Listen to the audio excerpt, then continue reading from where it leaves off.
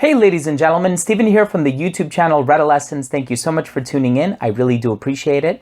And in today's episode, we're going to be taking a closer look at the newest release by the company Mont Blanc, and this one is called Explorer, so stay tuned.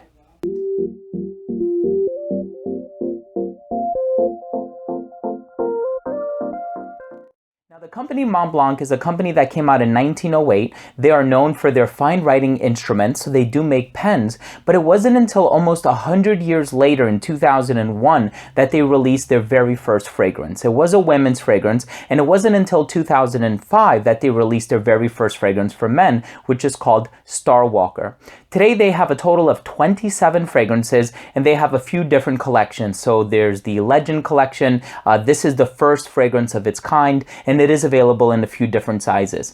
Now, the name of the fragrance is Explorer, and this is designed for the explorer, somebody who likes to go on several trips, visits different countries. And this fragrance features a series of natural ingredients that Givaudan calls its hors pair ingredients. And these are ingredients that are natural. They are registered under the Givaudan name. So for example, there's Italian bergamot, there's Haitian vetiver, and I'm not quite sure about the Indonesian patchouli, but they do say that it contains patchouli from Indonesia. It may be of a synthetic nature. I'm not quite sure about that because it doesn't have the hors pair designation next to it. Now, this fragrance was a collaboration among three different perfumers. You have Antoine Maison-Dieu, who has done a lot of work for Comme des Garçons, as well as Atelier d'Orange. You have Jordi Fernandez, and then you also have Olivier Pichot, who has worked on the original 1 Million from the House of Paco Rabanne. I'm excited to tell you what I get from this fragrance. Let's start off with a very quick look at the presentation.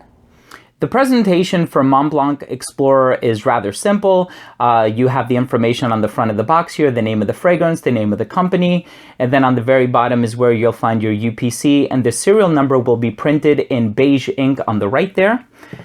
Now, in terms of the presentation of the bottle, you do have the Mont Blanc star, which is supposed to represent the tip of Mont Blanc, which is the highest mountain in the Alps. You have the Saffiano leather. The star, by the way, is produced in Hamburg, Germany. You also have the star emblem at the top here. The cap does clink into place very securely. You can pick this one up from the cap. And the distribution on the atomizer is a little narrow, so spray from a distance. Let's continue with the smell. Now, when this fragrance opens up, you will inevitably get that bergamot that's used in the opening. The company Givaudan claims to use natural bergamot in this fragrance. It's Italian bergamot, and it does have, or it provides for a rather fresh opening.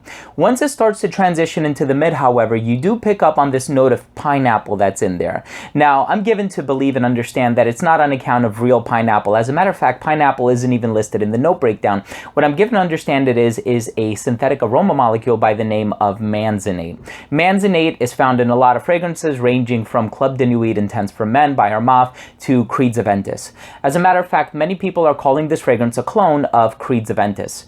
I think that the similarities are quite uncanny, and it's funny, I remember reading something online from somebody who said that this is probably Mont Blanc's revenge on Creed, because if you remember, Mont Blanc released Individuel, and then eventually Creed adopted that in some ways, and they released Original Santal, which is said to smell rather similar. So this is kind of like them seeking revenge. I don't know how true that is, but I just thought it was kind of funny.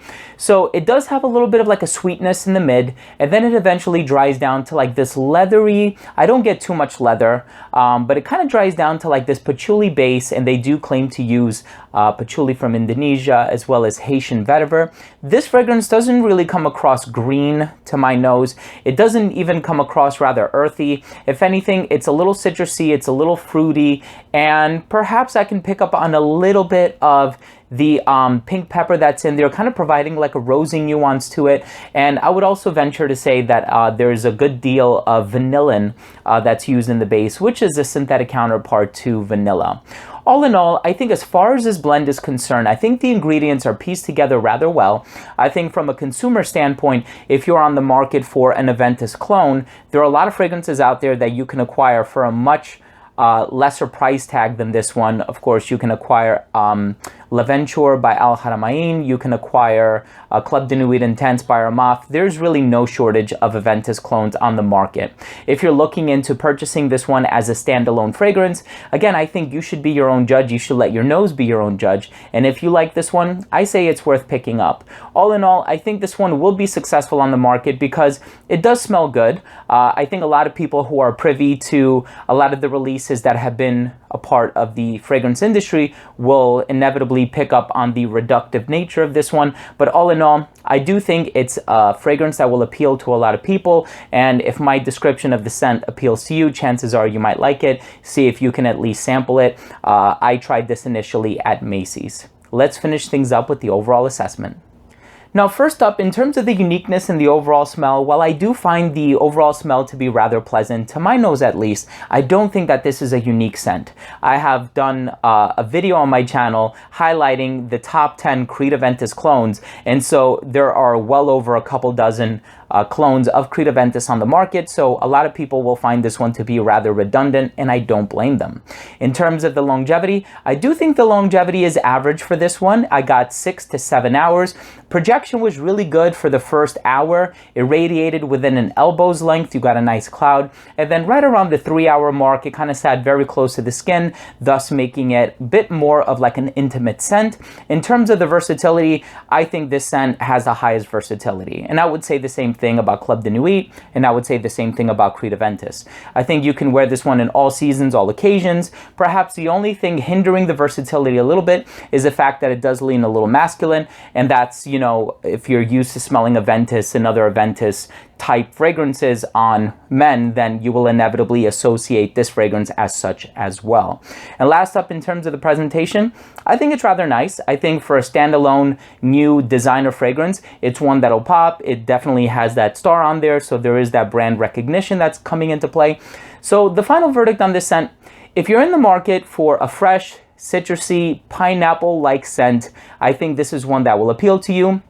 If you're in the market for finding an inexpensive Creed Aventus clone, I think there are far other fragrances that might appeal to you, perhaps a little bit more, that are also rather inexpensive. But I foresee this one doing really well. And now we're going to fall into this trap where we're going to smell this fragrance on people and we're going to ask them, hey, are you wearing Creed Aventus? And they'll respond by saying, no, I'm wearing a Mont Blanc fragrance. And so unfortunately, we will be stumped when we're trying to guess other people's fragrances. But all in all, that was my take on Explorer by Mont Blanc. If you own or have tried this fragrance, please let me know what you think. Leave a comment down below. Also, if you are new to this channel and you took something of value from this video, I would really appreciate your subscription. All you have to do is click the red subscribe button in the corner. And this way, whenever I do upload future fragrance-related content, it will get delivered straight to your feed. You never need to worry about missing any of my future videos. Thanks again for watching. I love you guys. We'll see you in the next episode. Bye.